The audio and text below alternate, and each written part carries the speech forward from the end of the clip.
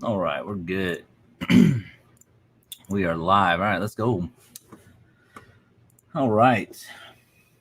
You guys see by the title, want to learn how to make six figures. I'm going to teach you guys as people come in, all that good stuff. I'm going to teach you guys kind of how I do things and how I run my business and essentially show you how to make six figures. I'm also listing the process here.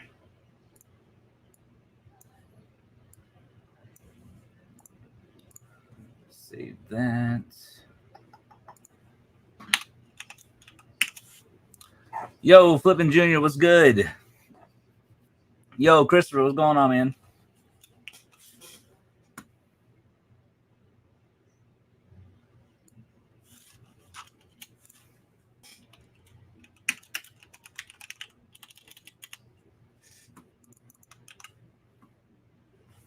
Yo, Matt, what's good? What is going on, y'all? Just doing some listings while we talk. I just got a couple drafts. I haven't been listing much at all, you guys. I've been honestly, me and my wife been going to the gym the past week, so I've been struggling with energy. Little to no sugar, that type of stuff. So I haven't really been listening as much. So I've been doing casual stuff to get me ready for next week. Because next week we're gonna be back on that grind. I just want to take a week off, from the beginning of the year to not really do a whole lot.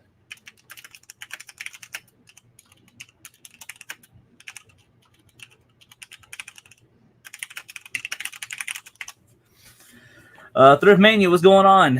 How you doing today? Yo, Brandon, what's good? I saw your comment, Brandon. I haven't commented on it yet. You said, thank you for making this content. Live in Georgia. It gives me inspiration that there's all these deals to be found. Absolutely. There's always a way to make money. You just got to do it smartly. That's the biggest thing. I don't even know if smartly is a word. So I make up stuff as I go. But no, I'm gonna teach you guys how I run my six-figure business, and it is a six-figure business. And if you want me to prove it, I can prove it and all that good stuff. I feel like I'm a little different when it comes to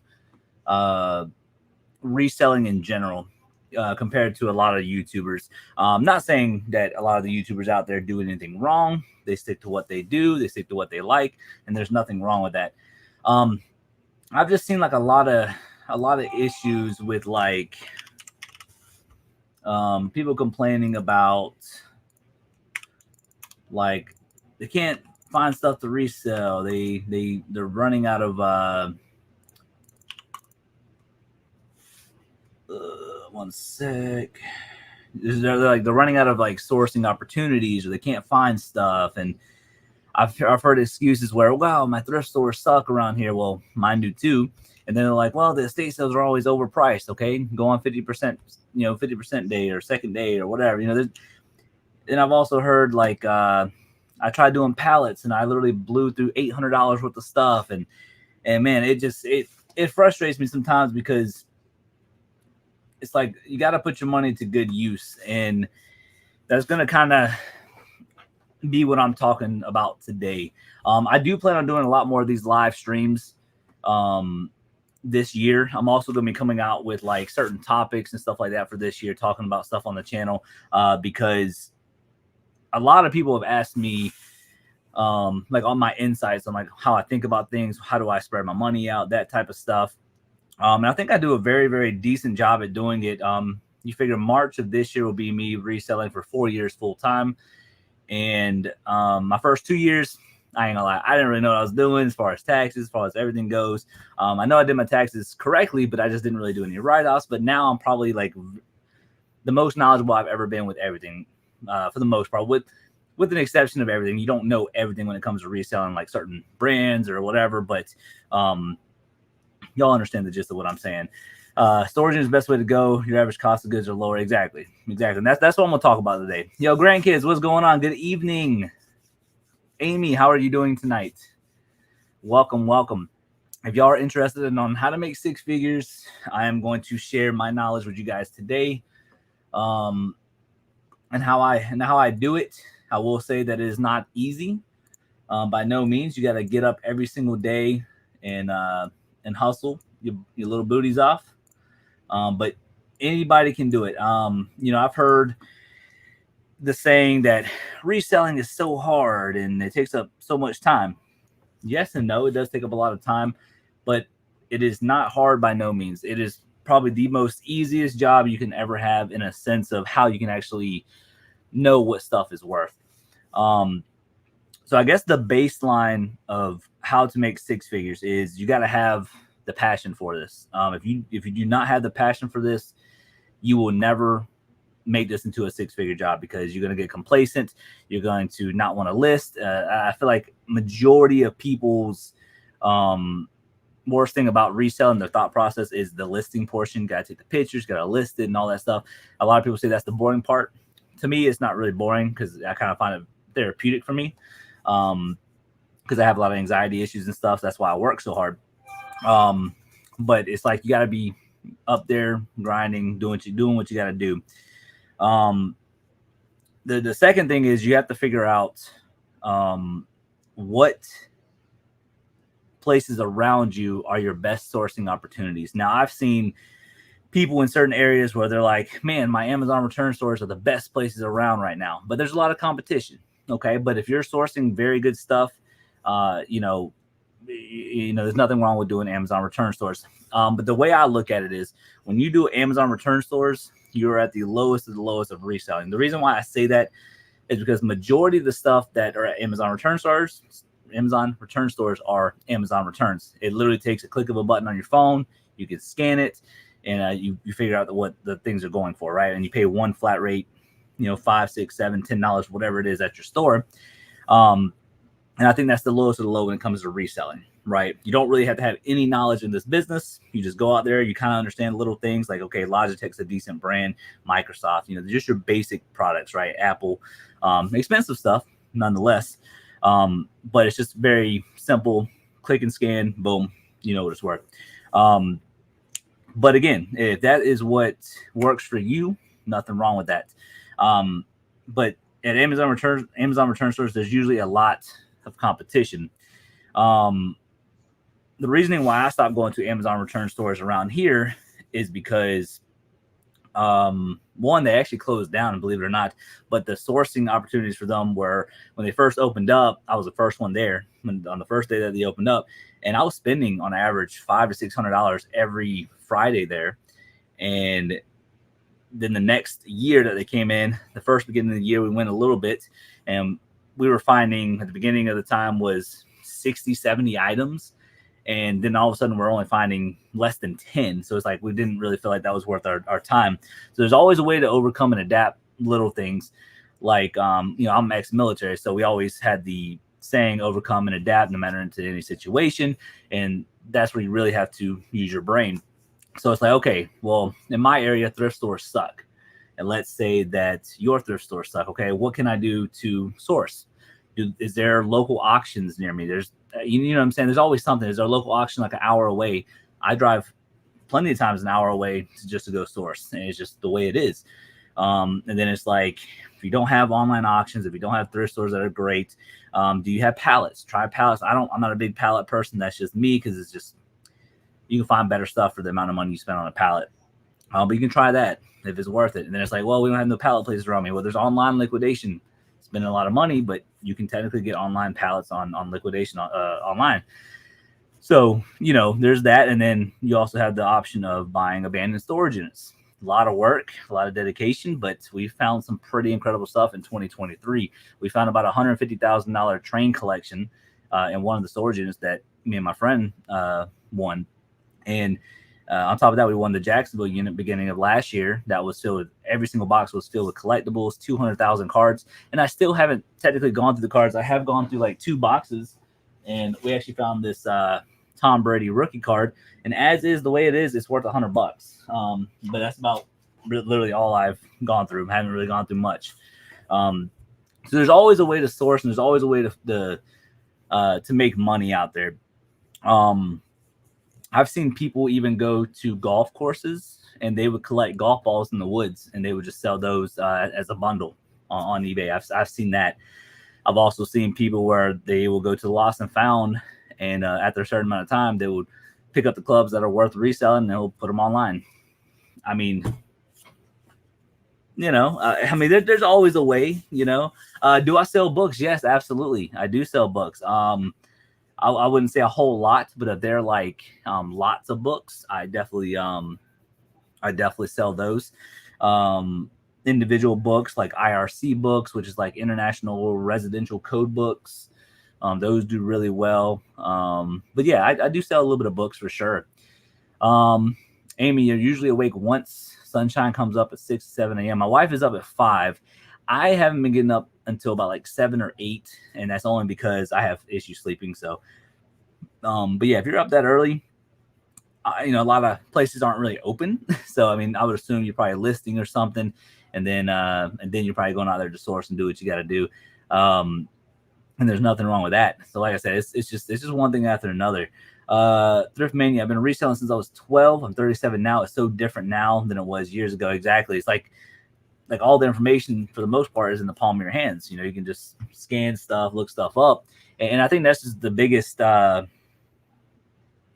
influential thing that we have when it comes to reselling. Anybody can be a reseller, but not everybody can be a great reseller.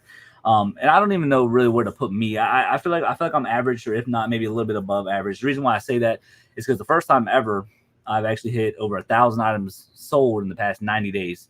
And that's with me packing up every single item by myself. My wife takes all my packages to the post office for the most part. Usually like 99 or 95% of the time she does. 5% occasionally she'll be sick or not feeling well. But I feel like, if you ever hit 1,000 items in the past 90 days, that's pretty darn good.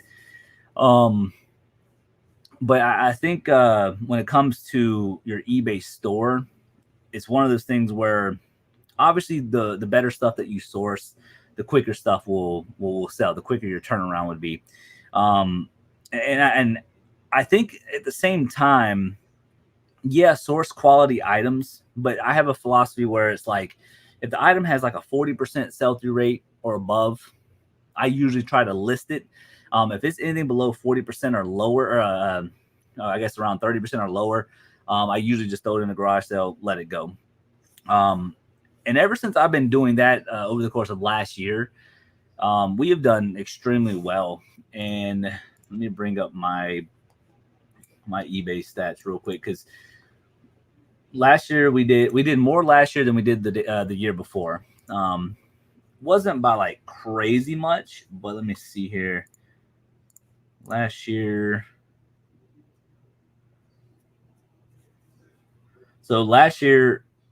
we grossed $136,725.97, and that's just over on eBay.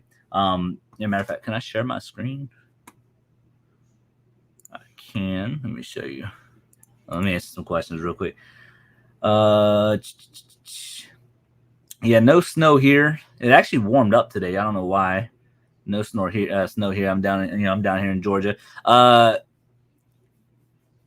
Desert Sellers, what's going on? How you doing today? I have over 8 boxes of books. There's nothing wrong with that. I guess it's the benefit of being next to Lake Michigan. Get buried. It hasn't happened the last few years.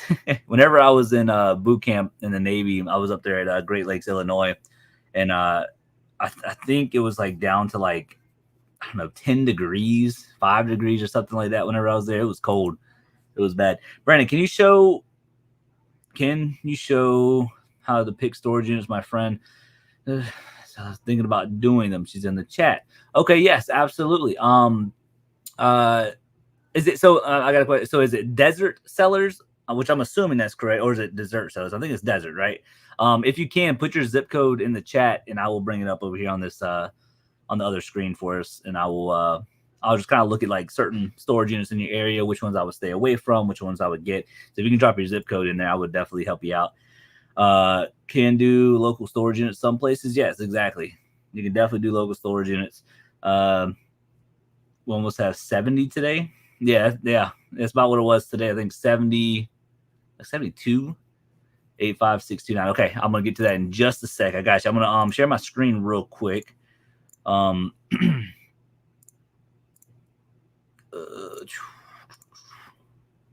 Okay, here we go. All right, so this is what we did last year. Total sales 136,725.97. Blah blah blah blah blah. Okay, so my average sales price went up by 6%. I actually sold 2.7% less than the year before, but my net sales were $81,024.71. But that's not including my Mercari sales, not including my Amazon sales, and quite frankly, I actually sourced less this year or last year than the year before. So I spent less money last year to make more money, which is pretty awesome.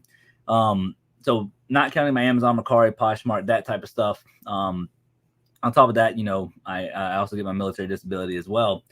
So it's like doing this is very doable. Obviously you have you know, business expenses and that type of stuff. So, you know, but I mean, even if you generated, you know, let's just say 60,000, you're doing pretty well. Even 50,000, you're doing pretty darn well with reselling, because not a lot of people can hit 50,000. Like it takes a dedicated person. And when you go over to my listings, this is the lowest amount of listings I've been at in a long, long time. I'm at 2,271 at the end or beginning of October.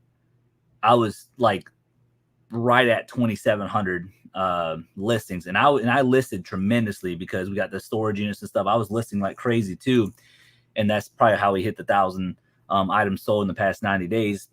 It has gone down a bit, and let's see. So right now we've done so in the past. Let's see, January 5th. So between yesterday and today, we've done over $1,300. I'm curious to see how many items I've sold has gone down to. Let's see. Yeah,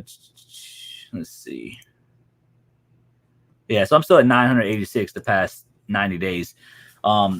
You know, there's definitely some small stuff. And this thing right here ended up selling for 900. I took the best offer because it's pure profit. It was from a storage unit. You know, it's one of those things. It's from the train unit.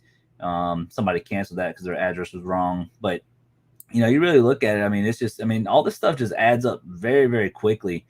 I paid $25 for that, and it sold for $125, I think.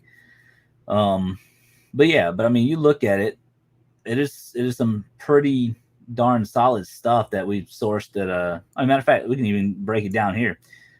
Storage unit, estate sale, storage unit, private pick, storage unit, storage unit, storage unit, storage unit.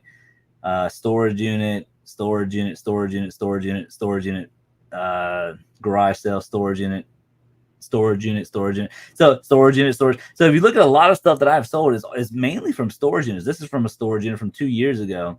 Storage unit, storage. Let's see.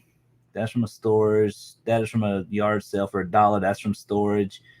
Storage, garage sale, storage, private deal. I'm just trying to find something. That was a garage sale, storage. So you really look at it. That's from a garage sale. So you really look at garage sale. It's a lot of storage unit stuff. And desert sellers. So I'm gonna show you how to kind of pick and choose stuff. But at the end of the day, the whole point of me showing you guys this is not bragging about numbers. It's just to show you that it is realistic. Like I do all the listings for the most part by myself. My wife will do it occasionally whenever I really need her to do something for me, like if I have an appointment or if we really need to grind and get some listings done. But also too, it's doable with just one person. You can do it. It just takes a lot of dedication to get those listings up. I do believe in quantity too. Quality is definitely a big thing. But I also do believe in quantity as well. As long as that 40% or higher, that's what I usually do. But that's just my personal preference. Okay, so desert sellers. So check it out. All right, so you're out there in Arizona. Okay, so if you go to Storage Treasures, okay, and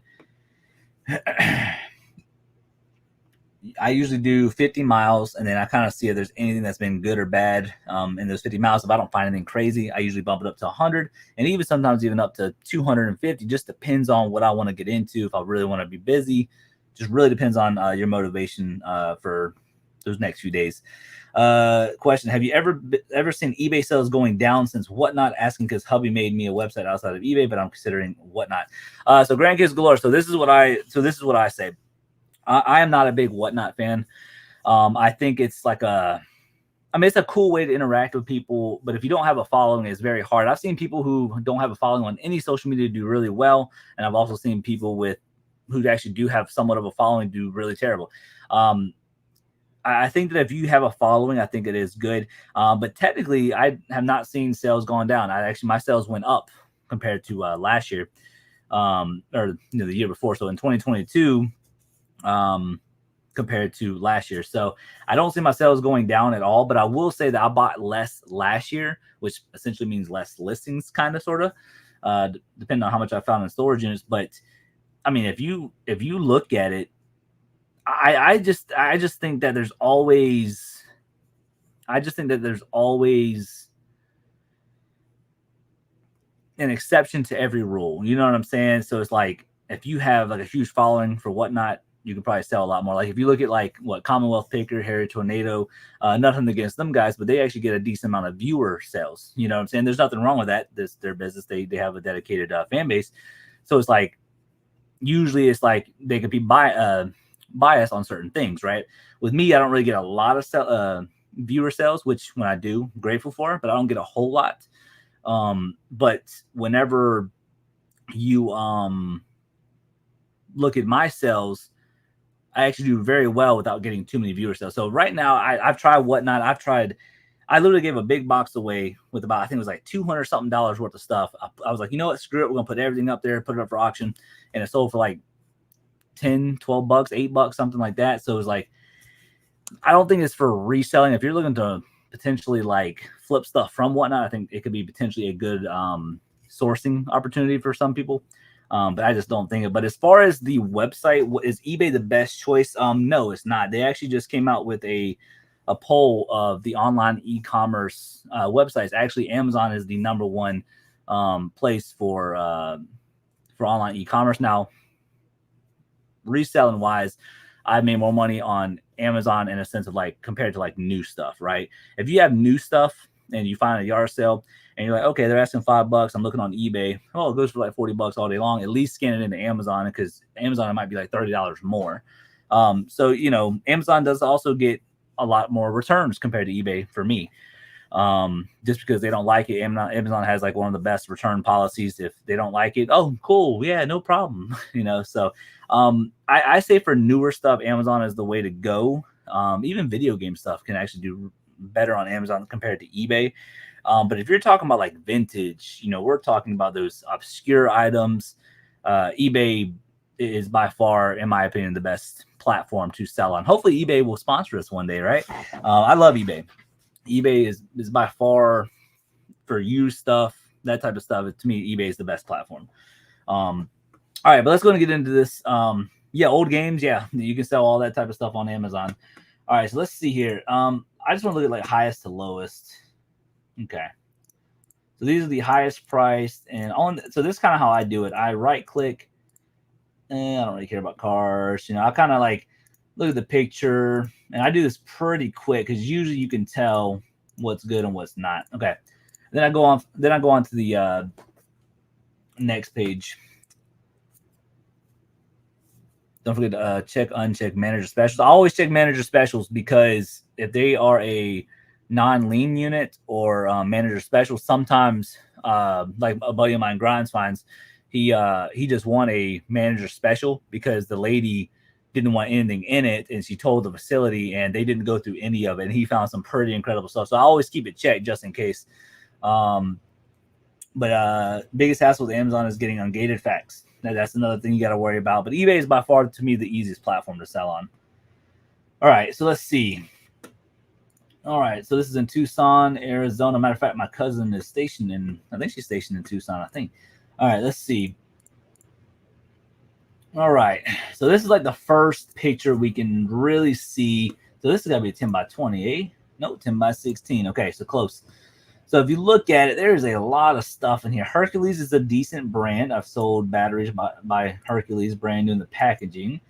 Okay, there's a what is it, a Cricket Maker 3. So what I like to do, desert sellers, which that makes more sense now because you live in Arizona. So right here, Cricket Maker 3. So what I like to do is I like to go on eBay and just be like, okay, correct. Look, first thing that pops up, so it must be hot right now or something. I don't know. And let's just assume that it's always in used condition. Is what I do, because that way, if it's new in the unit, it's like, oh wow, you just made more money. So I always like to just assume everything is used. So 32 listed. We go down to sold items, 133 sold. Okay, so let's just say, let's see, 230. So let's just say 270. Okay, so let's just assume minimum $250.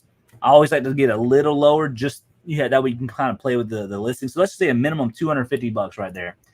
So right now that price is at 420. You're already going to get half your money back.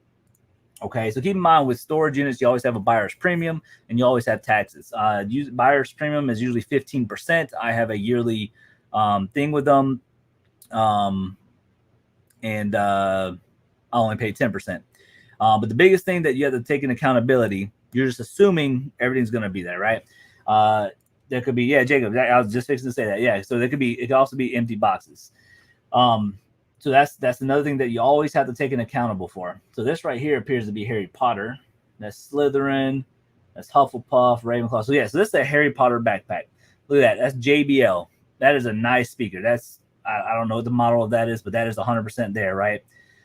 So, and matter of fact, if you look at these things, these right here are like the Cricket vinyl. They don't go for much, probably $8-10 if it's new. But again, you always have to take into accountability whether or not things are going to be in there. This right here says miscellaneous living rooms. So realistically, the best way to do it is I actually have a notepad right here. And anytime I'm looking at units, anything that I can see, model numbers, anything that I could potentially look up, I just kind of write it down. And let's just say I see $1,000 worth of stuff in there, and then it's like, okay, then you're assuming that it's gonna be there. Could get burned like this, but that's the kind of the point of gambling. You just don't know until you win it.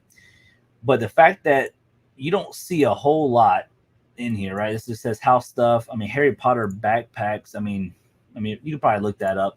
But you just got to figure out how much you're willing to gamble after what you see. So let's just say you're assuming everything's in there for $1,000. That's what I see. And if you win it for $1,000, you're going to make all your money back potentially. But if you look at the amount of crap that is in here, amount of stuff that's in here, I mean, these look like tools. Again, don't know if it's in there or not. Let's see if I can see something else. A lot of stuff, and I've done like fridges. Washing and dryers, furniture actually does very, very well around my area. So, I mean, that's easy money. Deadbolts or something, like a little small entertainment center. So really just got to figure out what your local market is for some of the stuff. That's a Frigidaire. So, I mean, that's decent. It has a ice maker. Ice makers make fridges go up, just so you guys know, even in used condition. So, I mean, that fridge is probably easily, I don't know. Probably 250, maybe 300 in my area.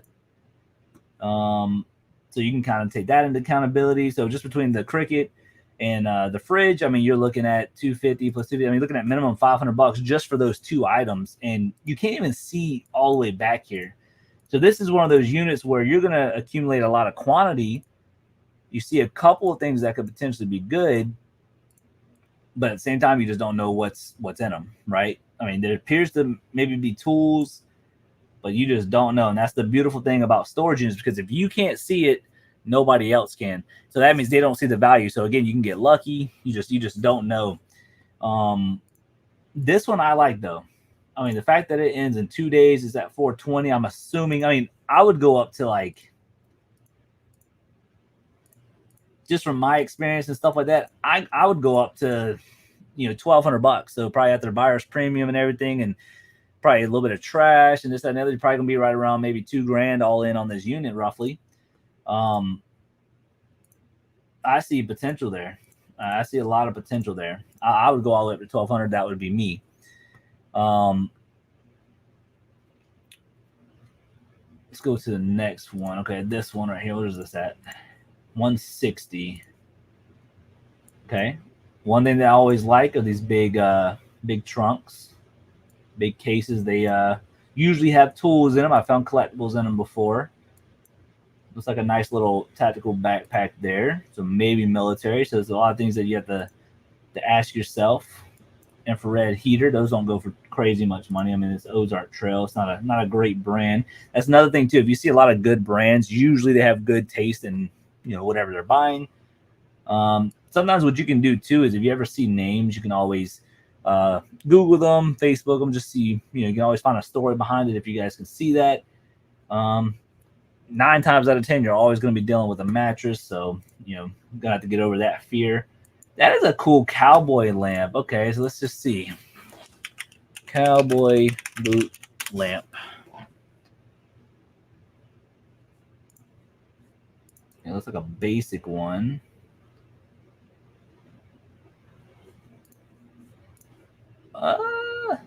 Almost the same. I think it's a little different, but we can just kind of just look at the basics. There's 37 of them that sold and 120 listed, but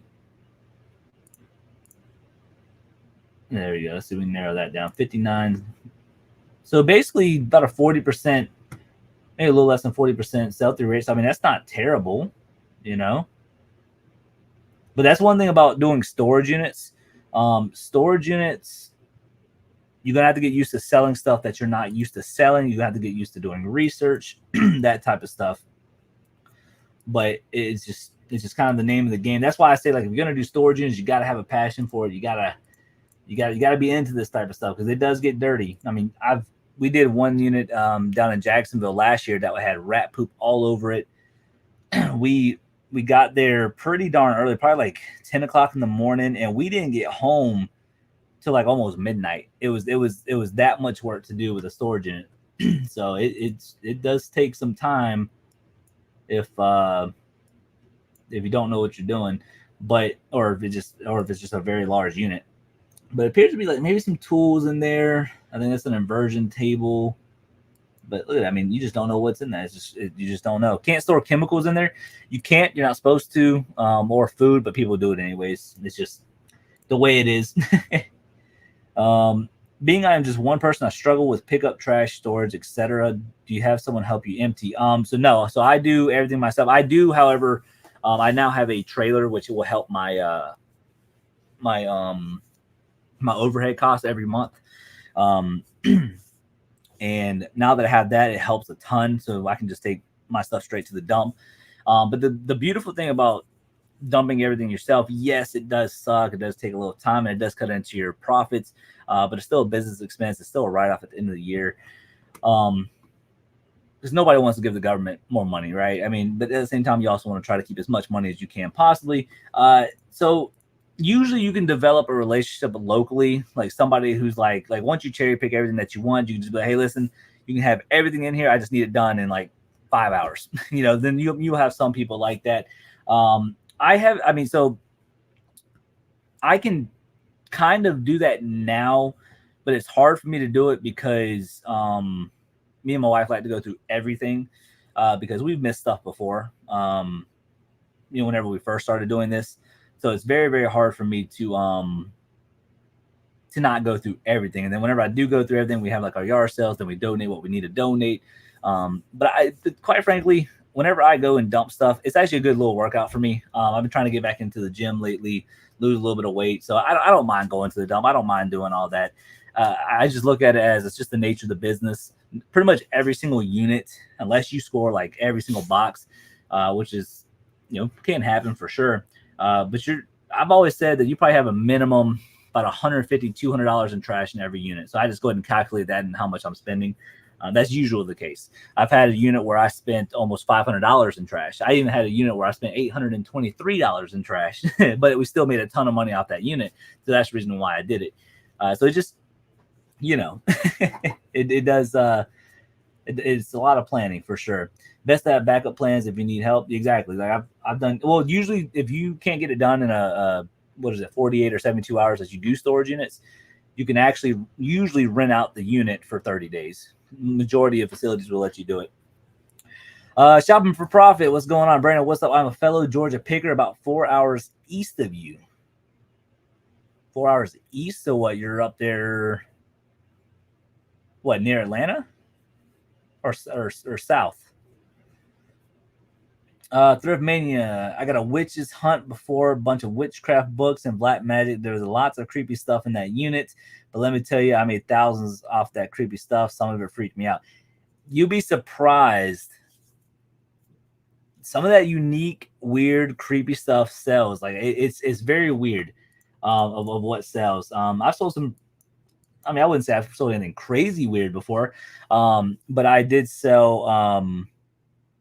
I don't really know how to say it without offending anybody, but I sold on Amazon a homosexual book, and it was, I couldn't obviously see what was inside it, but on the front it said like homoerotic or something like that, and it had a dude on the front cover that had his shirt off showing his abs.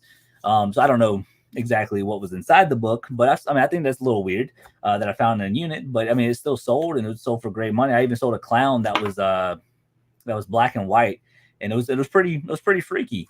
And I sold that for like $30, and people were into what they're into. So this one right here, Desert Sellers.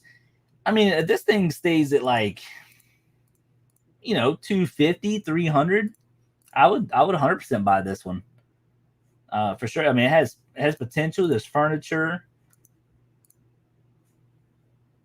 The color of this door, so it's a door. If it stayed at like 250, and that's probably the max I would go for that one. See, stuff like this is where you really got to look, though. So this right here is video games, 100%. So that's got to be video games right there, 100%. I don't like creepy stuff. Scary. Yeah, we found dead rats before. When we found spiders, we had a roach infested dresser one time. We still had to move it out. Gave me the goosebumps. But yeah, it's some nasty stuff. I will tell you that. Yeah, I think that's video games right there. See, I like this unit mainly because, one, that does look like video games. Everything for them, I mean, believe it or not, some people might look at this as not organized, but this is pretty darn organized. And the fact that the pictures are blurry usually will steer a lot of people away from units like this. But at $150, 2 days left. You figure that big old locker. And just assume that it's in decent condition. Minimum $50. I mean, you can probably maybe even get more than that out there in Tucson. But I mean, there's a lot of totes. And the thing is, I usually sell like the non-heavy duty totes for $3 a piece. You'll be surprised. Totes sell like they're like gold. If you were to empty out all those totes, the non-heavy duty ones, I do $3 a piece. So let's say you have 20 of those, that's $60 all day long. And then the heavy duty ones, I do $5 a piece, and they always sell. And you figure 20 of the heavy duty ones, that's $100. So, but that definitely looks like video games for sure. Unless that's a Blu-ray or PS4. Actually, what movie is that? I think that might be a Blu-ray, but I don't know.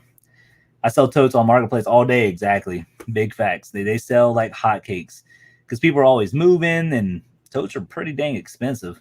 Because, like, matter of fact, you figure if you go to Costco right now, they're selling them for $8 or $9, and you figure somebody needed 20 of them. That's $160 compared to your 100. You just saved them $60, and especially if they're in good condition. Shopping for profit. West. Okay, gotcha. So what part of Georgia are you in? On the west side, like, are you near like the Alabama side? Like in Hollywood, wow, we get worse. Snakes, pack rats, scorpions. Oh yeah, yeah. We don't. What actually, we've never found a snake. We found a little bit of snake skin. That wasn't a big one; it was a little baby one, but well, I don't know, maybe 4 feet. But yeah, we don't get scorpions. I hate bugs. Spiders don't bite me. Yeah, there's bugs. You will get a ton of that type of stuff in, especially in non-climate units. If it's climate controlled, usually you don't have that crazy of issues.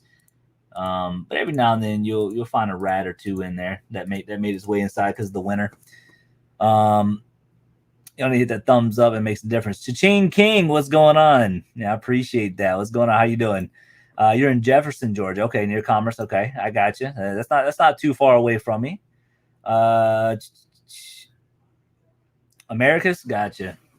We what is it? The Highway 127 sale. I think that's the one that starts in Alabama, working our way up to like Ohio or something like that. We plan on doing that this year. Man, we plan on going straight into Alabama and then working our way up to like probably goes highest, probably top of Tennessee, then turn back around whenever that happens. On top of that, we're going to Peaches to Beaches this year in March. That's going to be really fun. My wife didn't get to go last year, so we're going to be doing that.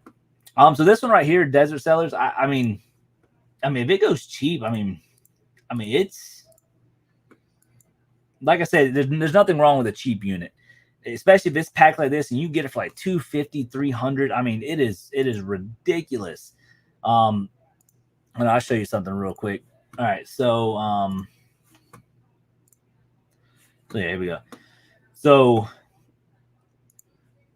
this is the one. So this right here was the Aviation unit that we won in October 25th of last year. I'm supposed to be editing a video instead. I'm here. Hey, don't let me hold you up. If you got to edit, you got to edit. Peaches to Beaches is fun. It absolutely is. It's so fun. But Desert Seller. So let me explain my mindset with this unit. So a lot of people looking at it, they're just like, oh, wow, I don't really see anything crazy. So this is stuff that I seen. I saw the cobwebs, right? Usually spider webs that are caked down like this. And if you really look along here, a lot of that's dirt, but you can kind of tell that nobody's really been in that unit, if at all. And I mean, just look at all that, right? That just doesn't cake up overnight. That doesn't cake up in just 6 months. That cakes up in a year plus. And come to find out, they have not gone on this unit for like, I think like 6 years, 7 years, 10 years. I can't remember. But when you start looking through the photos, right? This wicker chair actually ended up selling for $80. And wicker, rattan, furniture, that type of stuff sells like hotcakes around here.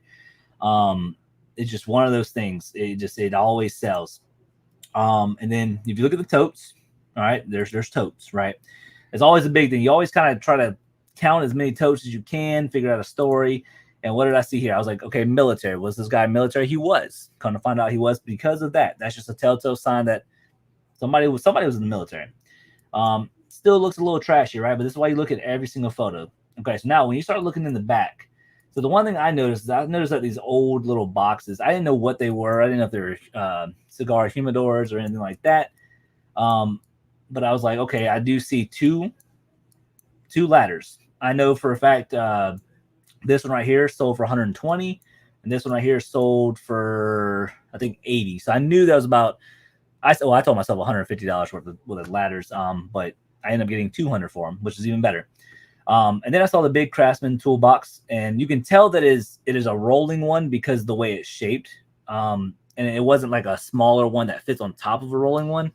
So that's another thing that you can always tell when it comes to like certain boxes. So that thing ended up being filled with tools, everything from Thorson to Snap-on to as a matter of fact, my most expensive item we ever found in this unit, it's worth about $3,800, and the brand is called Starrett, Starrett. If y'all don't know about that brand, anything, it could be a pamphlet, I don't care, a manual, you guys pick it up out there in the wild.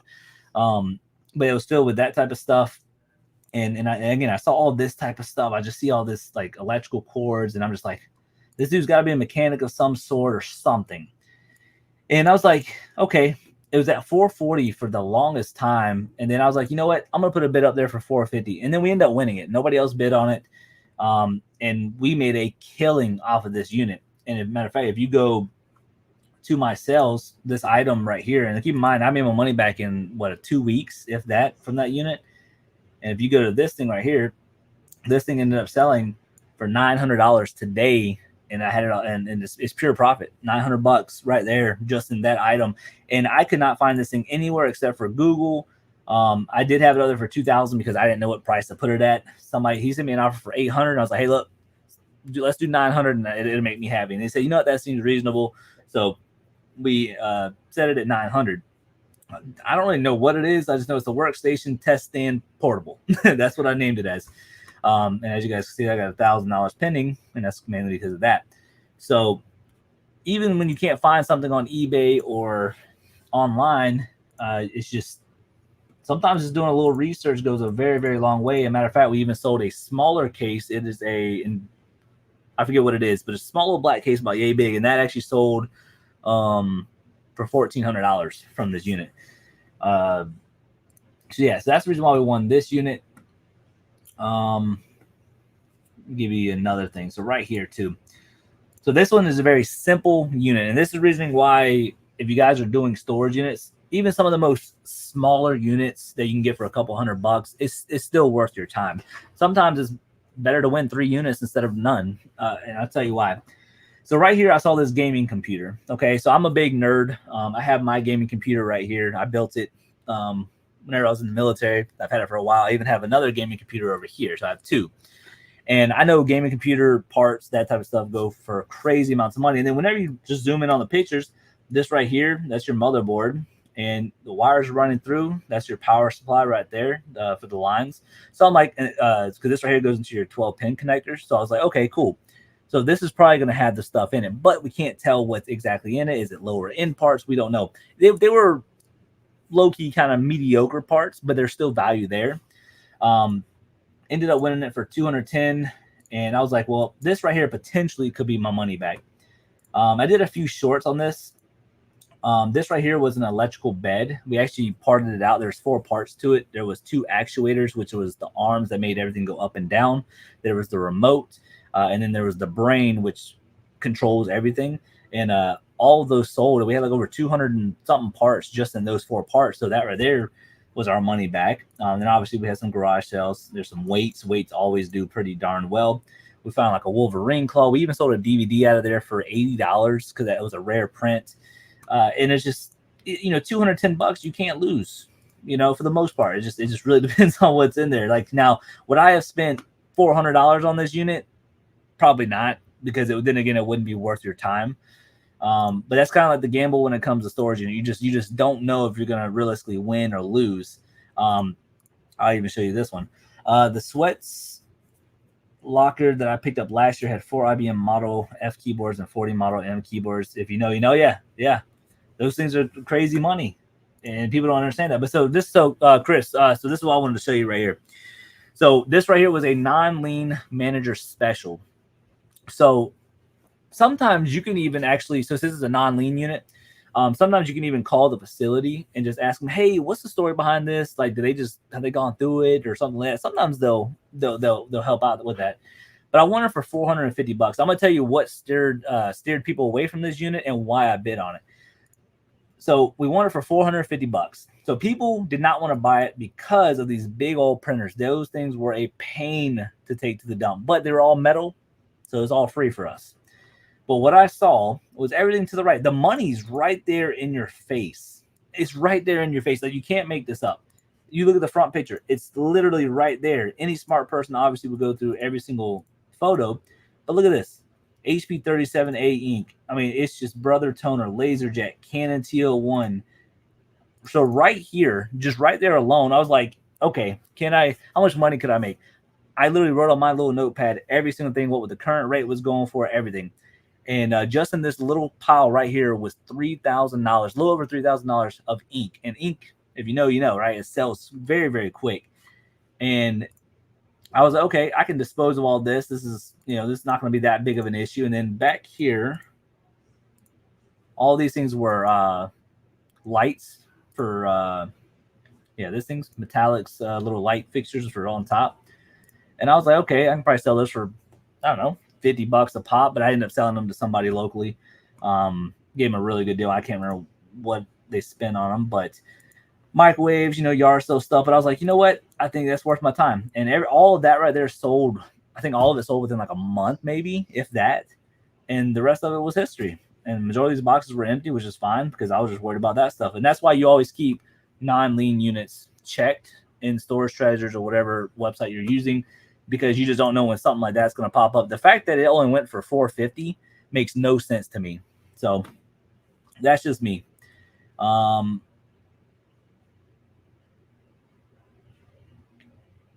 And so let me see here. I just had to come and take a peek in here. Hey, Bill, how you doing? I appreciate you stopping by. We're just trying to show people how our brain works with stuff and everything like that. Hopefully, get people to pull in those six figures and all that good stuff. I don't usually bid on manager specials. I'm really interested in knowing what you think. So yeah, manager specials, 9 times out of 10, they're just not worth it. But when you see plain sight stuff and a manager special is always kind of iffy too. Like all those ink cartridges could have been, empty or whatever. But I usually don't bid on them either. I think it's kind of a situational thing. Like if you know that that's there or you have, good hopes for it, then it's definitely worth it because a lot of people get steered away from them. Matter of fact, I think that's the only manager special one that I've ever won. But I wanted to talk about this one. So this is the one that we recently won. Not the one that's currently being aired, or the recent one that we uploaded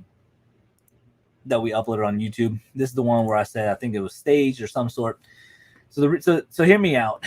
So the reasoning why I think it was staged is because everything's put back pretty darn neat, right? I mean, nobody goes through a unit and stacks everything up neatly. You know what I'm saying? So I think, again, I don't know, man. If I had one comment, let me see if I can find it.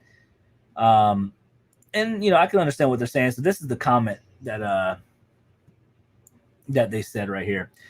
They said, hi, Brandon, they rat through it themselves and then stop paying, never contacting the facility, so they don't have to pay for dumping fees or other costs. It would still be a lean unit, which is correct.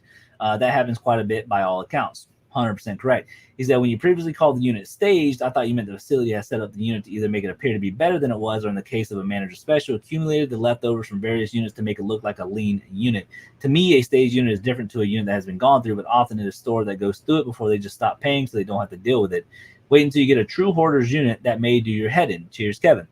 And I've done hoarder units, So and this is where I disagree with the whole stage thing, because a facility can go through totes and then they can have everything stacked up nice and neatly. To me, that is a staged unit because it portrays people who are clean, they're organized, they keep their stuff very neat, and a lot of people are drawn to that. So that's why I feel like it was staged, right?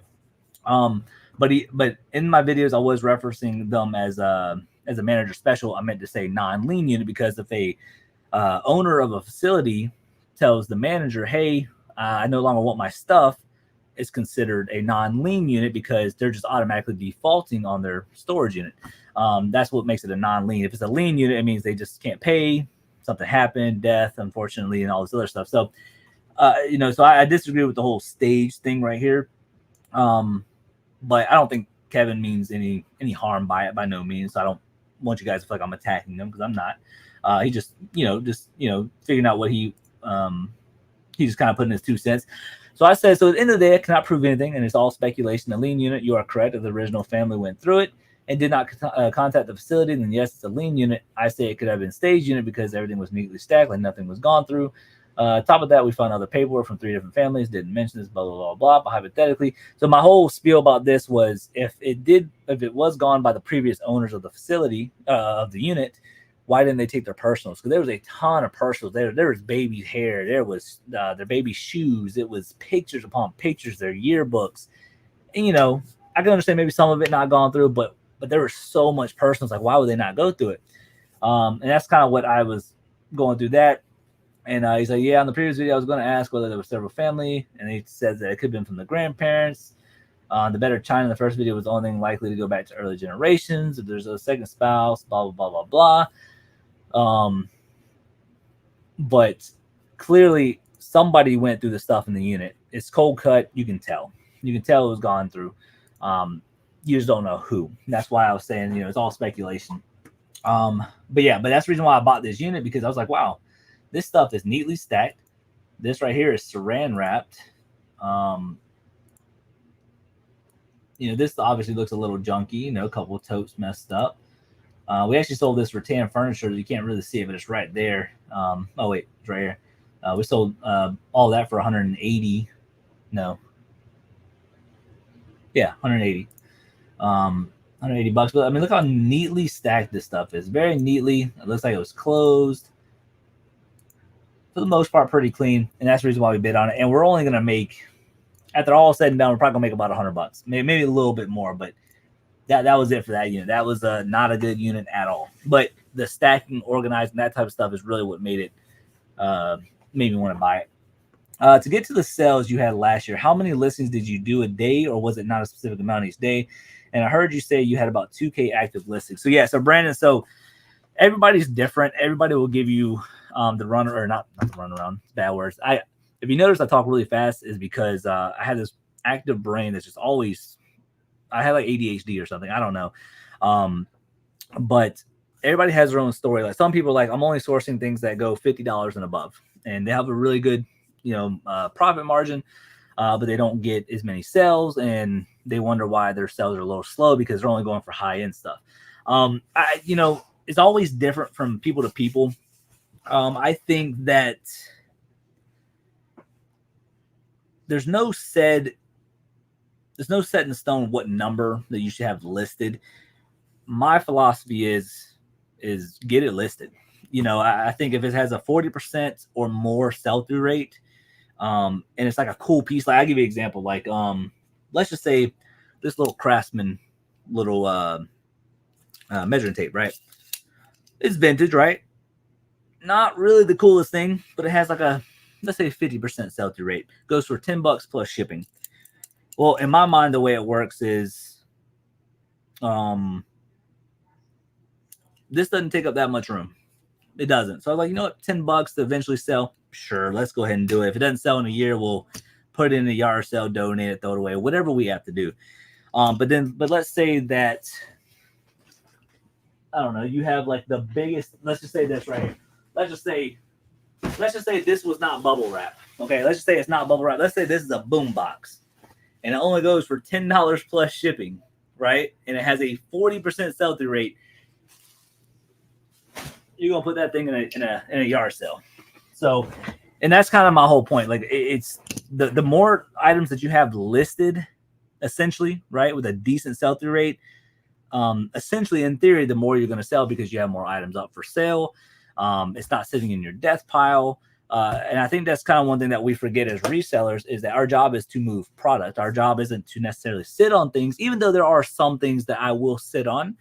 And there's nothing wrong with that. But I think as a reseller community, our job is to move items, for a good price. It brings you back to more buyers, which I've had a lot of returning buyers that come to my store and all that good stuff. I made more money on the not so neat storages. Exactly. Yeah, I've done that too. Yeah, it's that's what I'm saying. It's all a gamble. But if there's just a ton of stuff, you'll make money. If you know what you're doing in this business, you'll make money. But Brandon, like, I would just say that if you have a huge death pile, you should just do your research. Like I said, I'm usually at about a 40% or higher, depending on what it is. Like, if it's like, trying to give you a better example. Like, for instance, let's say this GoPro, right? Doesn't take up much room. Let's say it has a 50% sell-through rate, and it goes for $100. Okay, it doesn't take up much room. I'm absolutely going to list this. But let's say if this GoPro had a 10% sell-through rate, I'm throwing in the garage sale, not even think about what it's going for. Might go for $100, but I'm just like, I'm not waiting 5 years for it to sell. It's just not going to happen. Get rid of it. But if you do have sitting inventory, I say just get it listed as soon as possible. I say take your breaks. Mentally, you need to go on that vacation. You need to. But when it comes time to, like, if you're doing storage units, or let's just say that you went out garage selling and you found, let's say, 50 items that weekend. When you get home from garage selling, you get to work and you list at least half of that, and then the next day you do the other half. That way it's fresh. You're getting all that stuff done, and then you can feel productive, and then you can move on to something else. Because if you go, because that's why a lot of people have big death piles. I don't have a big death pile as much anymore because I worked through it. And I think that's really what made my success last year into a lot of my sales. If you were to put a lot of time and effort into listing, so like, let's say you do a storage unit, and matter of fact, I'll give you an example, another one. So from this unit that's currently being played on YouTube, what's 28 times 4? I'm bad at math. Okay, it's 112 plus 1, 2, 3, 4, 5, 6, 7, 14. Okay, so in that unit, we found roughly about 126 items, individual items to list. I literally got all that listed in a week. I did 100 items in a week. And that's what I'm talking about, Brandon. Like sometimes you might come across a ton of inventory, and I'm just like, you know what? Just boom, knock it out. Just exert all your energy into doing that. Obviously, do your listings, do your packing up packages, do all that stuff. But just get to work and listing. You can break it up as 20 items a day. I just try to do as many as I can until I need to take a break. That's just the way my philosophy is. It's just one of those things. But I do think in theory, the more listings that you have, essentially the more items you should sell, as long as within reasoning. You know, if you're not going to sell 110% sell through rate items, it's just not going to happen. I mean, more money on the nuts. Yeah. What's up, man? Is it possible to do reselling full time without doing a YouTube channel? Absolutely, Mike. Absolutely. You can. Matter of fact, I would even say this. I think YouTube actually slows me down from listing, from sourcing. Well, maybe not necessarily sourcing, because technically you can upload on YouTube whenever you want.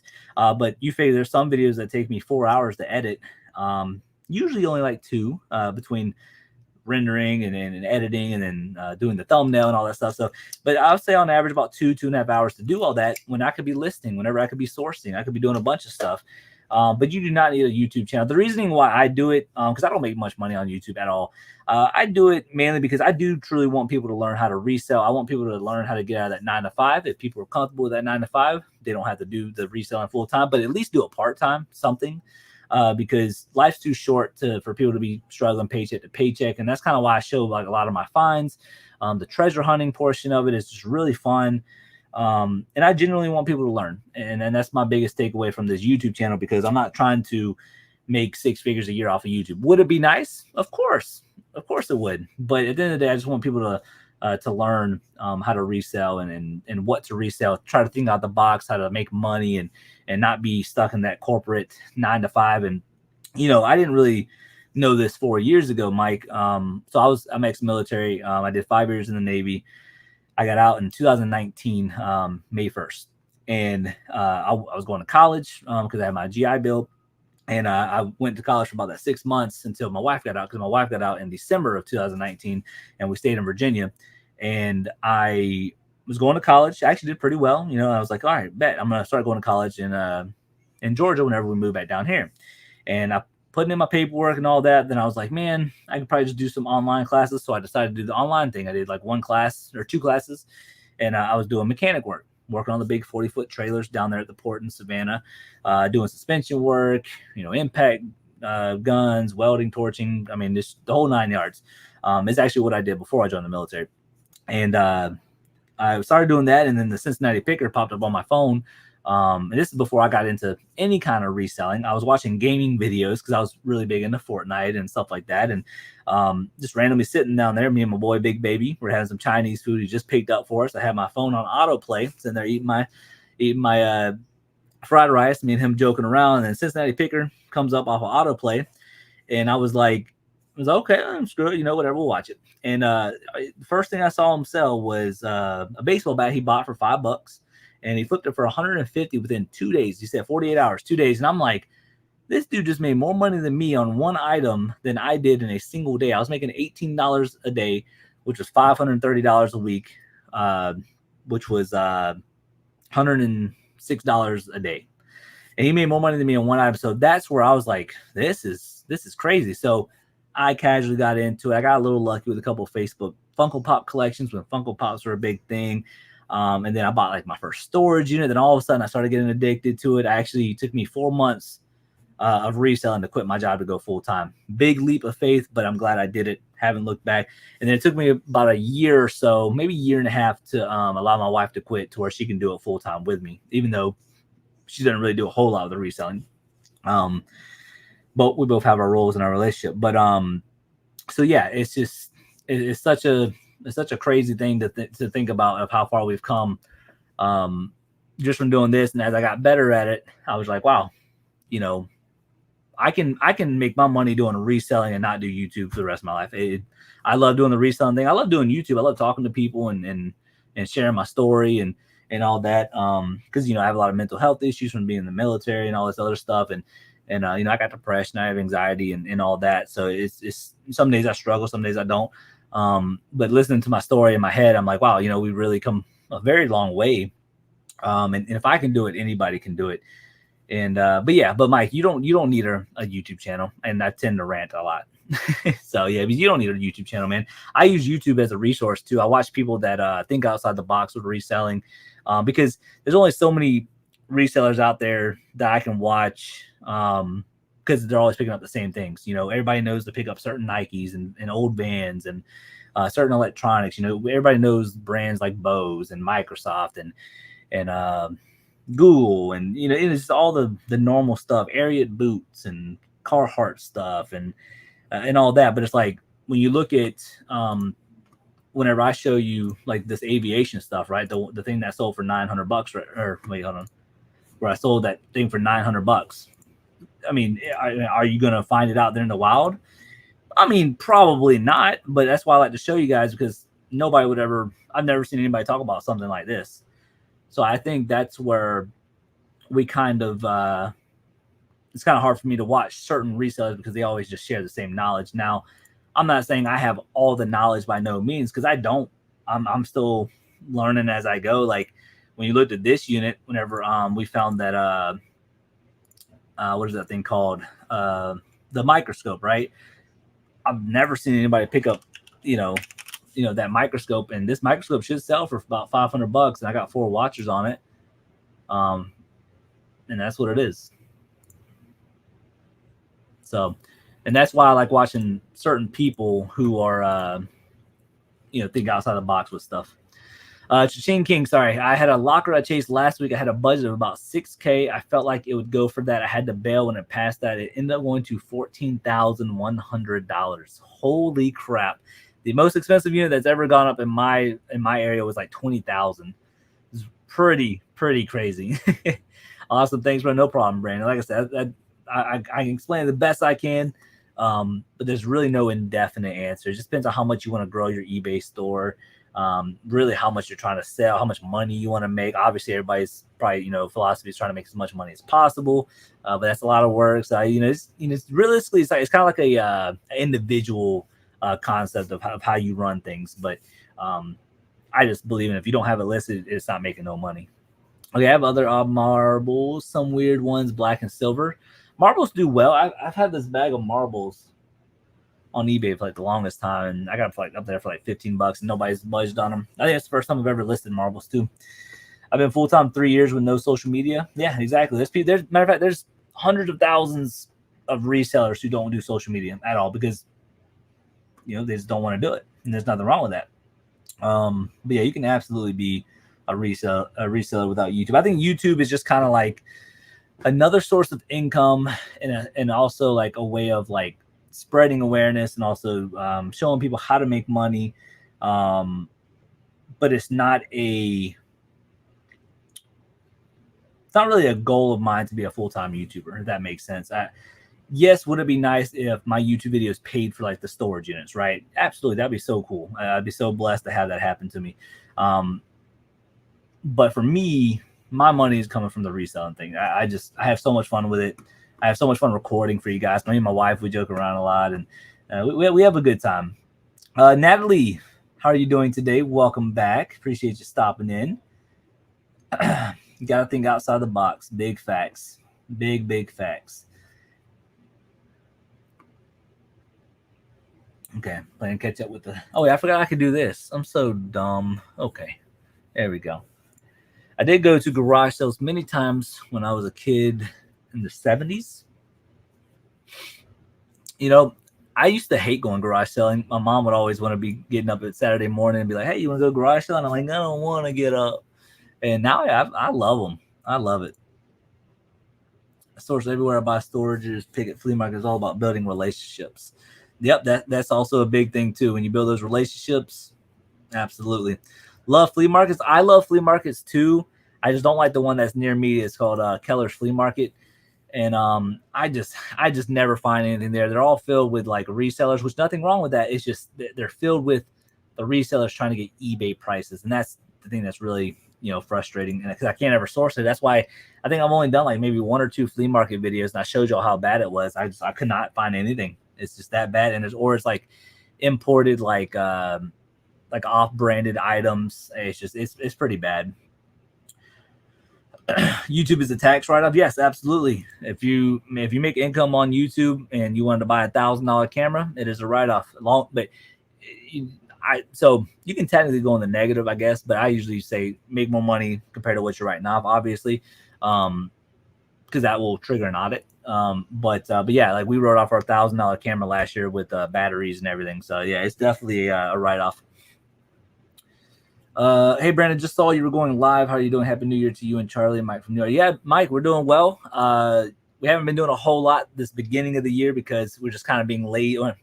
Not really lazy, just not a lot going on because it's that first week of the new year. So there's no real garage sales. It's been raining. It's been cold.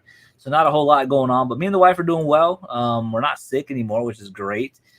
We're bringing in this new year with a lot more YouTube, a lot more storage units. Really just showing people how to make money. This year we're going to be talking about certain topics and coming out with some more videos and stuff just to answer a lot of people's questions and all that. And every now and then we're going to do these live shows to kind of teach you how to make money and look at like storage units in your in your facility and all that. I do want to show y'all one thing. Cha-ching King, I'm out. Everyone have a great night. Yes.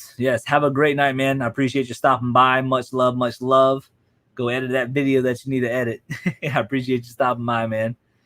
Brandon, the magazines I showed you on Instagram, it's over 200. Thank you for your wow. Is that the one that I told you maybe list a little higher, or is that the lower end one? I can't remember. But that's awesome though. I'm glad that it sold. And that's what I'm saying. Like sometimes if you got something that's in better condition, man, put that out there a little bit more and you never know, it might surprise you. The worst case scenario, it sells for like the lower end, but I mean, you don't get it for spend that much money on it. You control the price at the end of the day. It is okay. Awesome. That is pretty awesome. I'm glad that worked out. I would quit my wait. Can I do this? Oh, I can. Let's go. I would quit my police job in a heartbeat if I could get my wife on board. She hates the reselling, but loves the money I generate from it. She hates the clutter. Man, the clutter isn't really a big issue for me because the only thing we utilize is my office, my garage, but I have racks built up. A little bit of stuff down in my storage unit because I cleaned that up really well. And then my one little spare bedroom in here. But other than that, I mean, it's definitely a lot of stuff.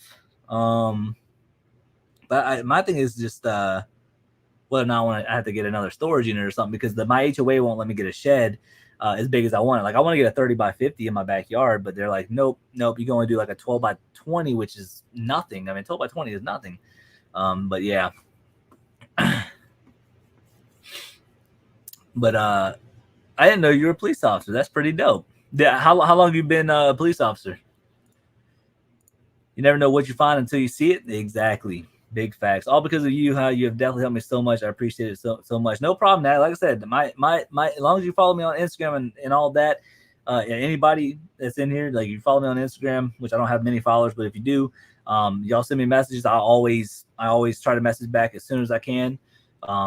Because I got people who ask me certain questions like, hey, what would you list this for? I can't find this. And I try to help them and try to do some research for them and all that. So like if y'all ever, need questions answered, my Instagram DMs are probably the best way to get to me quick. Hey, Mr. Tim, what's going on? Hey, Brandon, Tim, you need to get with me sometime and let me take you to a good flea market. Yeah, absolutely. I'll try to hit you up before Peaches and Beaches, which is the second weekend of March. I'll try to get with you before then, because it'd be nice to go to a good flea market because Keller's flea market has gone downhill for a while now and all that. If y'all don't know who Mr. Tim is, he's the one I went to private pick with at his house. He's the one having heart issues and all that. He's doing real well, and which is good and all that. So if y'all don't know Mr. Tim, he's helped us in our reselling business as well. So he's definitely a good man. I had to rent a warehouse and 2 storage units, but luckily rent is cheap in my area. Warehouse and 2 storage units. Holy crap. You got to have a lot of stuff then. You must be buying. Oh, since 2007. Okay, well that's not too bad. I was say if you accumulated all that over the past few years, yeah, you ain't doing something wrong or something right. You need to get listed. But no, that's pretty awesome though. I think everybody has like a well, nah, I actually take that back. I was gonna say I think everybody has like a reselling mindset, but they don't. That's false because garage sales wouldn't be a thing, right? Um, but yeah, it's pretty wild. Like who was it? What was his name? Oh yeah, like Renee from Storage Wars. Um, I don't know if he still has it, but whenever he was running his store in California, he had a huge warehouse, but it was like a storage unit. But it was like massive. It was like a 30 by 70 or something. And whenever he was pulling boxes out, and you look behind him, I mean, it was filled. Like it was crazy. I was like, man, it's almost like he wins a unit, starts going through it, but then he wins something else, and everything kind of gets pushed back. That's kind of how death piles happen, right? But yeah, it's pretty awesome. That type of stuff. Um, Definitely respect the info, Brandon. No problem. A lot of time off as a cop. I got you. I definitely got you. So I want to talk about I don't even know. Let me see something.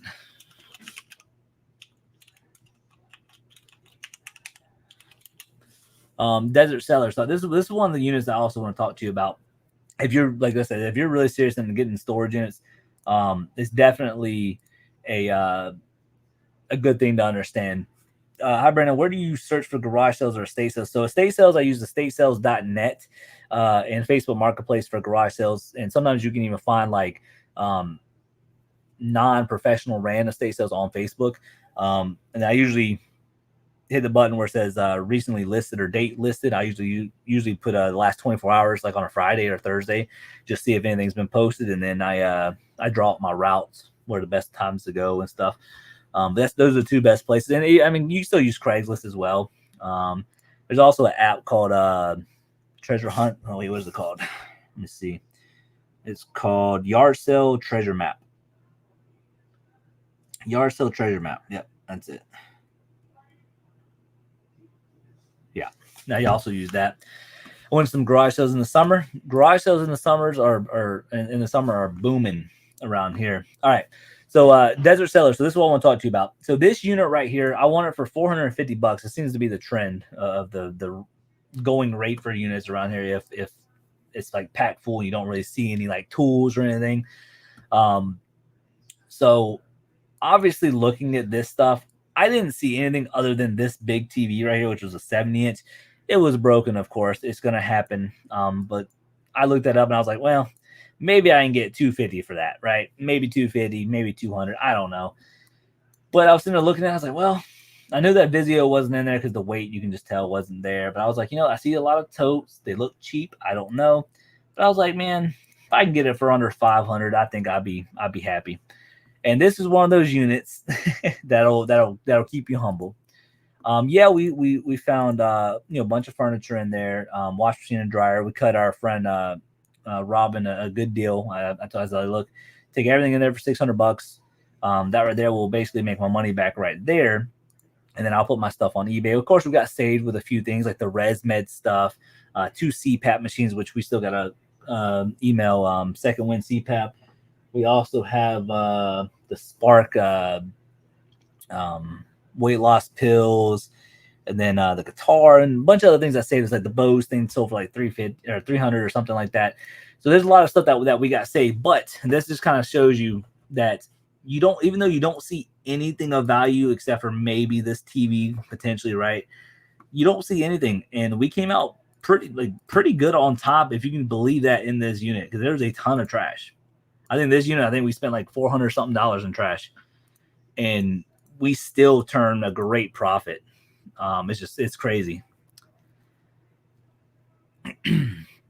Cop since 07, reselling for 2 years. My storage units are for holding 1 unit's inventory. Warehouse is just 800 square foot. It is for eBay storage, listing, and shipping. That's probably the way to go. How many listings do you have up right now? What do you do when they don't take the CPAP machines? So I've heard people saying that they can sell them on Facebook. I did have, so the 2 that we found, Second Wind CPAP said that They're not taking those at the moment. Check back in about 6 weeks, 6 to 8 weeks or something like that. So I kind of have them off over here on the side. But from what I heard, you can sell them on Facebook, but I haven't tried yet, so I don't know if that's true or not.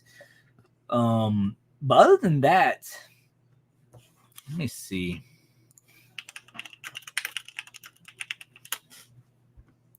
So apparently you can sell them on 1-800-CPAP.com, because all I did was Google sell my used CPAP machine. Obviously, Second Wind CPAP comes up. There's CPAP liquidators, 1-800-CPAP. I think I just said that one. Hero Health, CPAP.com. Outfront Medical, but apparently there's more than just one. I think Second Wind CPAP might be the one that's kind of like mainstream, because I think Harry Tornado brought it up once or something, or whenever he says that. But who buys used CPAP machines? Second Wind CPAP's first one. CPAP liquidator. So yeah, I mean, I'm sure there's other ways that you can sell it if Second Wind CPAP doesn't pick it up.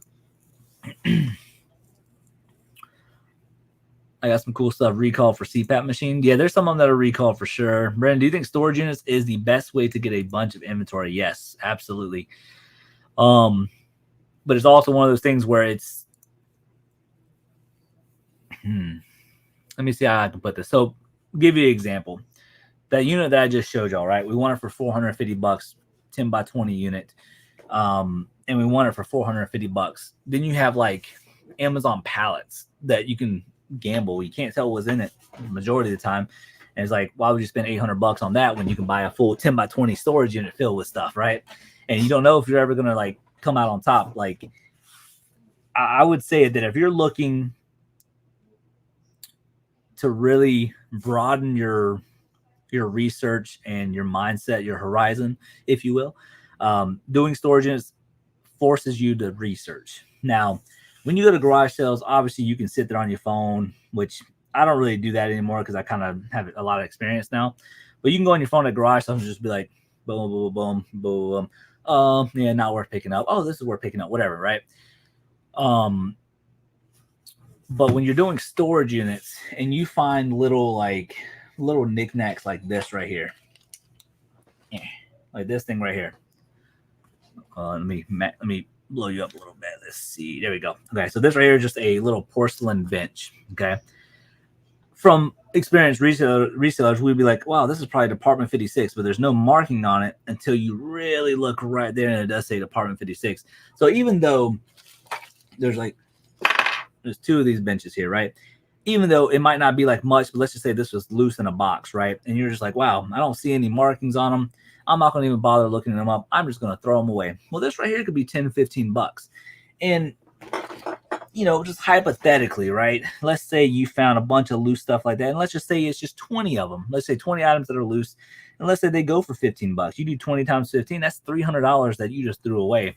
So absolutely, yes. If you're trying to find a lot of inventory, doing storage units will definitely help. It also helps with cash flow, with selling stuff locally. Like this right here, like Desert Cellars, like Tucson, Arizona. Like this Coleman cooler, I usually sell coolers for like 20, 25 bucks in used condition all day long around here. That looks like a nice jewelry box. Actually. So this is one thing that's beautiful about this too.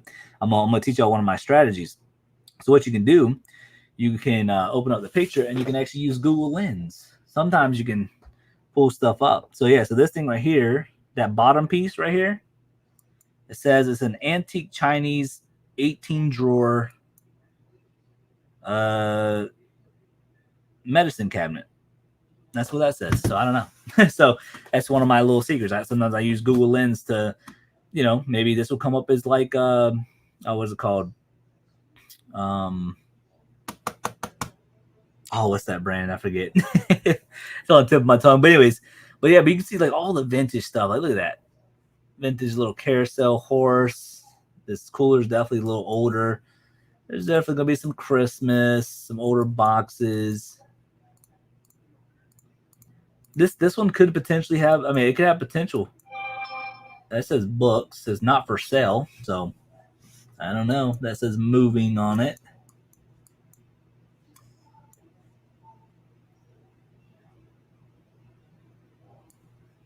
I don't know what that says. So this right here, you know, if you can get it for like $200, it'd probably be worth it all day long. And that's just the thing about like certain units. If you know you don't see anything, but it's kind of like packed full, and if you can get it for like kind of cheap, 200, 250, 300. You know, if it's like a 10 by 10, right? If it's 10 by 10, you want to try to keep it at around like 250. If that thing's like a 10 by 20, you like to keep it under like 500, 600 usually. But it just depends on your area. Like if I so right here in my little area, the good ones they go up. It's just the way it is. But if I was to look down in Jacksonville or like Charleston or something like that, you can get a 10 by 20 unit for like $300. Like it's just wild because there's not that many people who buy storage units up there. So yeah, but Lucid, I would definitely get into storage units, man. I definitely would, especially if you only do storage units if you're trying to expand your eBay store like tremendously. Like I wanted to get up to 5,000 listings last year, which in theory I actually listed over 3,300 items last year, but we sold so much that I couldn't keep up with the listings. But I wanted to get up to 5,000, but I couldn't do it. So, but yeah. Also, my town is a public dumpster, so all my garbage from units get dumped free. Huge discount. That is awesome. We don't get free dump around here. We got to pay 10 cents per pound. I'm down from 900 since Christmas break. I got you. Yeah, we were all the way up to almost 2,700 listings, and we're back down to what 22 something box for library. Yeah, so so this one, you know, you can get cheap. You know, I would definitely get it. Let's see. This is a 10 by 15. Let's see right here. Okay, I see Hyper Tough. It's not a high-end brand or anything, but there's Cobalt. Cobalt can be decent. This looks like a speaker, maybe like an amp or subwoofer is what I should say. Let's see. Pampered Chef, you know, can be good. That's not a Pelican case. Rigid can be good. Guitar.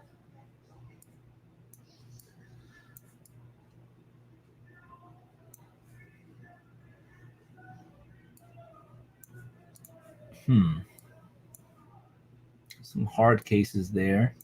So see, like we're looking at this. I mean, I don't. Oh wait, there's a Boss. Boss is a hit or miss as well.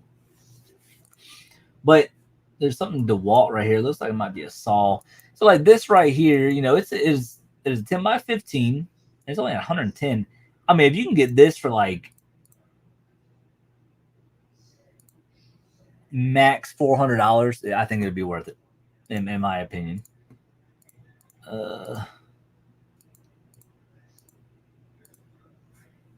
Yeah, I wouldn't even bid on that one. Yeah, I'm not gonna bid on that one. Okay, let's see here. Little jumper. Post my Instagram. I got you. I don't even know what my Instagram is. What is my Instagram? Is it? Yeah, okay. All right. I thought so. I thought it was that. I wasn't sure though. I got you. Here you go. That's my Instagram, y'all. If y'all want to follow me over there, and like I said, my DMs are open. Let's take this look at this unit. All right, so Desert Cellar. So we can see there's clearly an iPad right there, right? So let's again assume that it's it's in the worst case scenario. So right here, Yamaha DJX. Oh, that's something that I'm listing. Let's see. Let's do DJX, and we kind of find the one that kind of looks like it, right? Let's just see. 107 of these listed, roughly 56 sold. So that's not terrible. But see right here, see how we're not seeing the one that we're seeing. There we go. So this one is, yeah. So this is this one. Look at that. Minimum $200 right there. And assuming that it works, you gotta keep that in mind. Assuming that it works. That says Casio BK-1, I think. I think it's BK dash. Okay, nope.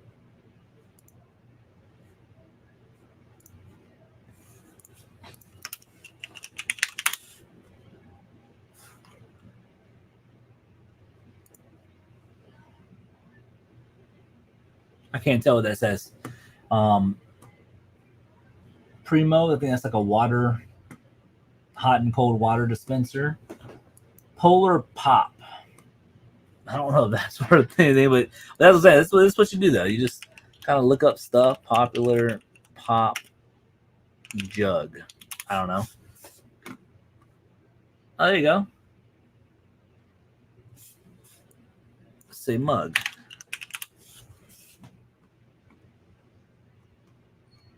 Okay, so now nothing just pops up. What the heck? Yeah, so there you go. So I mean, I don't know. It's from Circle K. So I don't know. You can kind of, so you can kind of base stuff off of that, and some kind of maybe arcade machine there. Maybe that might be a typewriter. So yeah, got some older stuff in here. There you go. That's not an Xbox, but another Yamaha keyboard.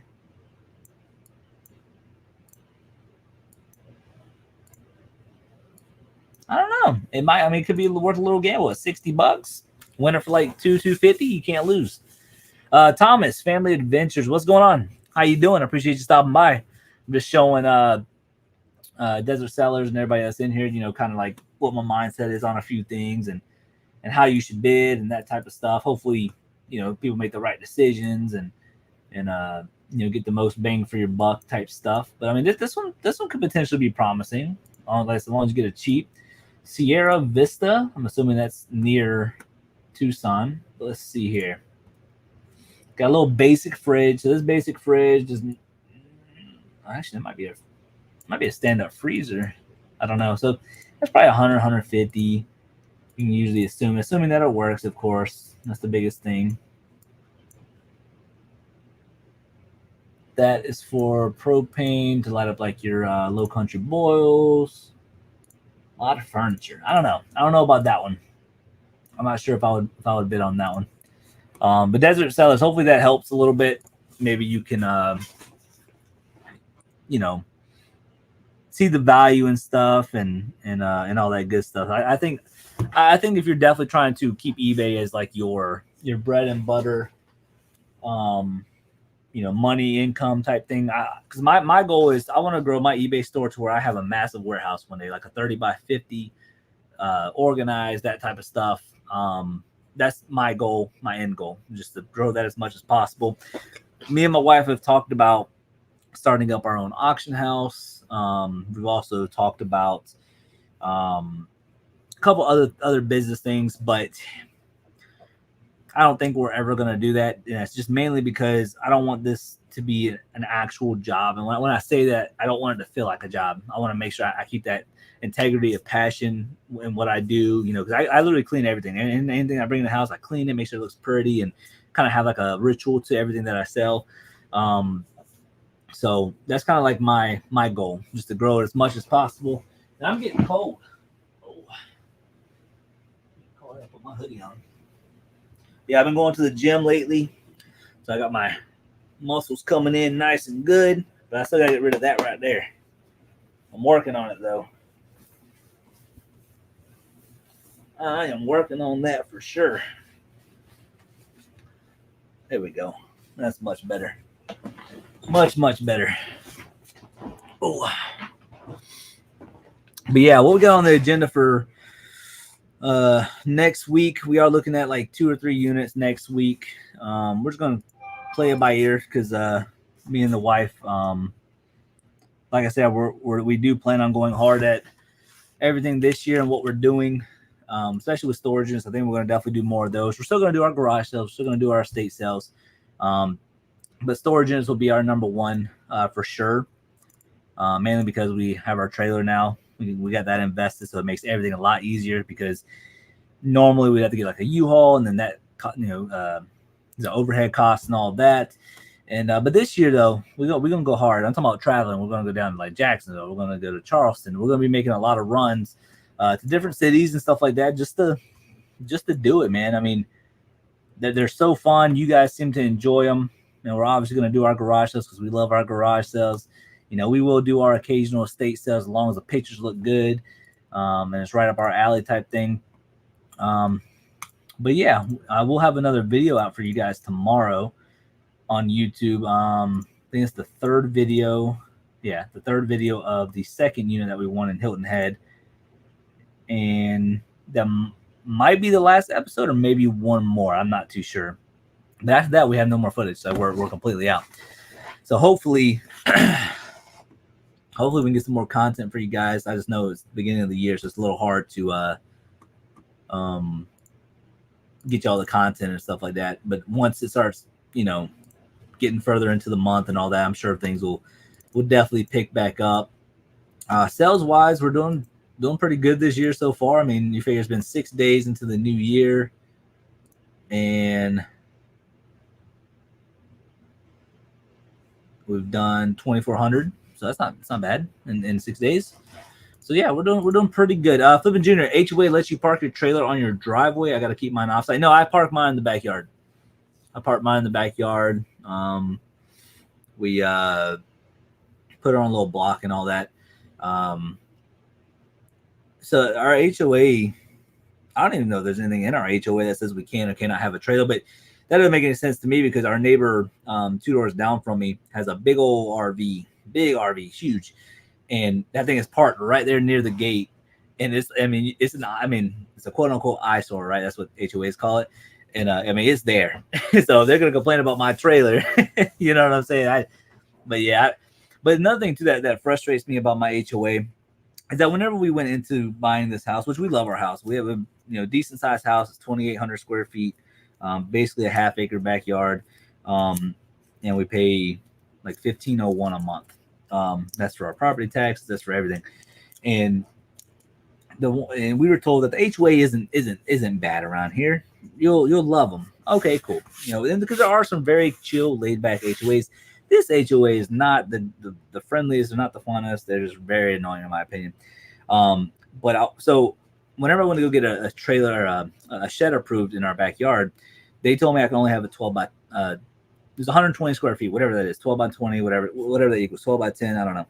But whatever 120 square feet is, they said that is the biggest I can get. So, and it's annoying because whenever I called them, I was like, hey, is there any way I can talk to the people who are running the HOA, because they have a middleman that talks to us. That way we can't talk to them directly, which makes no sense.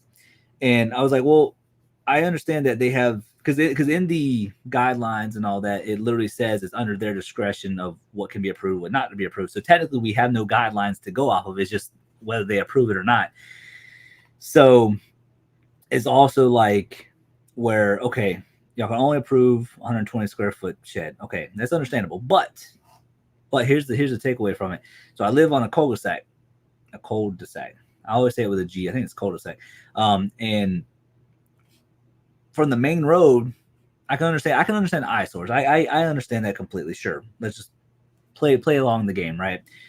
But I live in a cul-de-sac, and you can't even see the back left of my house. Like if you're facing it this way, you see my house. I'm sorry, the front right of the house. You can't even see what's in the corner of that because my yard kind of splits sideways like this and kind of goes out like at an angle. And the only way you would be able to see my shed is if you came along the circle and then got right in front of the house. Then you can kind of see it from there. So I was like, well, is there any way they can come out? Any way I can talk to them and just be like, hey, look, is there any way you can approve like, a 20 by 24 or something like that? Because I told them it wouldn't be an eyesore. And they were like, nope, they can't do it. And I was like, well, you don't know if they can do it because it's under their discretion.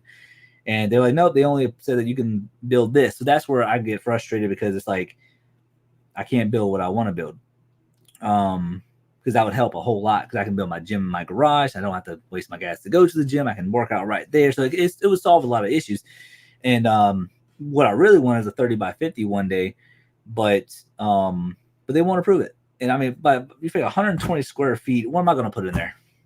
I can't put much in a 12 by or whatever it is, 120 square foot shed. There's just no way. I mean, I could fit a little bit in there, but it's not going to take care of any problems. And then on top of that, it's like, we might be moving out of here in a couple years. I mean, I don't know. It just depends on what happens in life. So it just really depends. And I don't want to be paying on that and blah, blah, blah, blah, blah. Because we paid $251 for a house. I think, so you've been in the house for, let's see, July of this year will be 4 years in this house, and we paid 251 for it, and it's already worth like 450,000 right now with the housing market. So we can easily move, transition that money into a new house and all that, because we want to build a barndominium with like maybe 10 acres or something like that. It'd be nice. But we're just waiting on that perfect property to come through. But yeah, it's very annoying. And you hate yours, yeah. Majority of HOAs, I don't know. There's one person down the road from me. They got fined, and they even showed us the letter in our Facebook group that they got fined because their grass was too tall, and the person of the HOA actually came out with a ruler and said, "Hey, I took a ruler to your grass, and it was like 2 inches over the normal." I was just like, "Holy crap!" And they showed us the letter and everything. I was like, "Wow, that's pretty crazy." We live in the country, so glad I don't. We live in the country, so glad I don't have to deal with an HOA. Yeah. You know, like I said, when we first got it, it was just we were told that they weren't bad. So, but the one thing too that doesn't make sense either. They said once they're done building the all the houses in here, which is done, they said they were going to turn over the HOA to the community, and they haven't done that yet. So I don't know. And our HOA fees this year is $300 for the year, which might not seem like a lot, but I think it's a lot. I mean, I don't know. But it's supposed to be $300 this year. It went up by like 6%.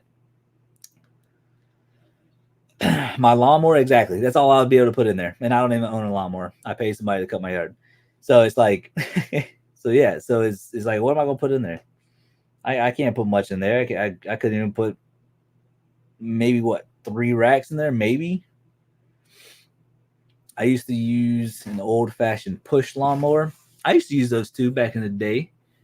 My old pa, I would cut his grass with his self-propelled one, and well, I don't know if your push lawnmower was self-propelled, so it made it a little easier to push. But yeah, it's just one of those things. It's just something that I have to deal with for right now. And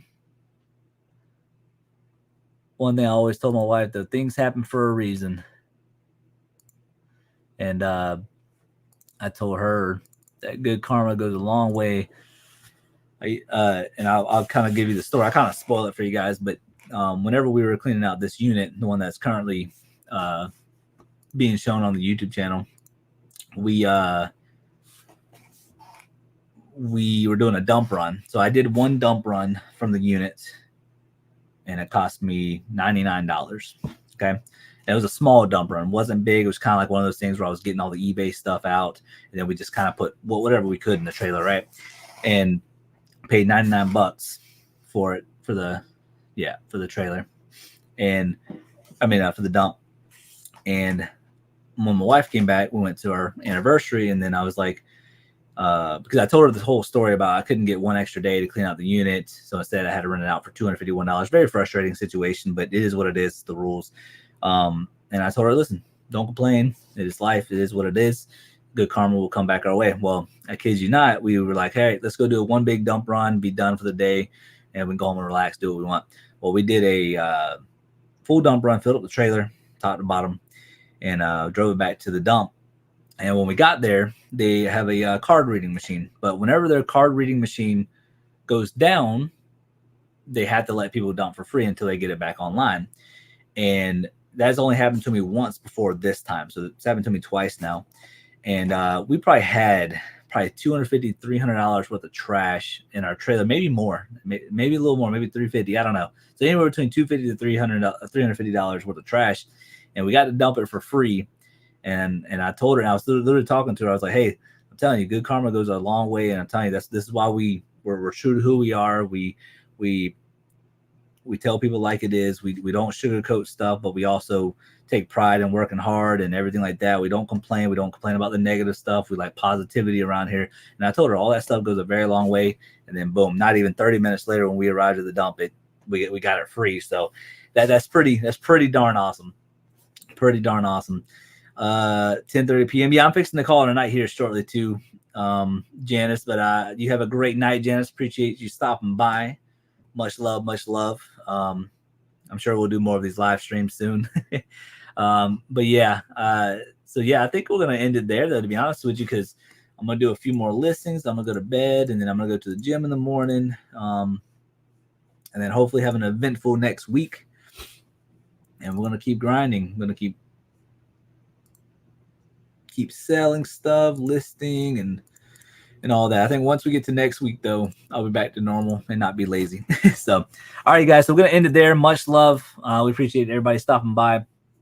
Brandon, do you know any used electronics supplier? So I don't know anybody specifically, but if you're into like used like electronics, it's probably better to see if you can find like a reseller who's like close to your area. Because sometimes just being a middleman for somebody, like for instance, like if somebody came to me and was like, "Hey, listen, I'll buy all your your electronics for you for like 50% retail or something like that, or 40% or whatever. It saves me time and effort, quick money, blah, blah, blah, blah." So it might be worth to find somebody like that in your local area, but I don't know anybody that does it like a liquidation style. Matthew Jones, thanks for sharing and keeping it real. Always, Matthew. Absolutely. Always will. No matter how much we grow or if we don't grow, I'll always keep it real. I appreciate you, Matthew. Thank you. No problem. Amy, good night. Everybody have a great night. Much love. Much love. We'll see you guys very, very soon. Tomorrow we'll have the third episode of this storage unit for you guys. So everybody take care. Have a great weekend. And yeah, man, just keep on hustling. Much love, you guys.